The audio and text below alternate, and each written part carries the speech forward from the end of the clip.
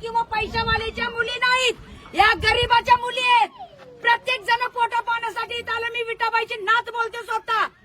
फक्त एवढं सांगते की ह्या ज्या मुलींवर अन्याय अत्याचार झाला त्यांना न्याय भेटलाच पाहिजे.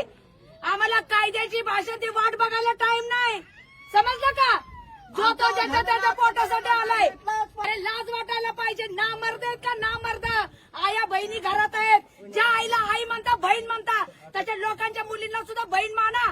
हे जर एखाद्या मोठ्या माणसाच्या पैशावालीच्या मुलीवर घडलं असतं तर अजिबात आम्ही सहन करणार नाही. आणि आम्ही तुम्हाला सगळ्यांना सांगतो ते कायद्याने कायदा कधी करायचा तेव्हा करा. आम्हाला न्याय हा 2च दिवसात पाहिजे. ज्यांनी ज्यांनी केलेले ना अन्याय अत्याचार ती मुलं 2च दिवसामध्ये आमच्या समोर पाहिजे. नाही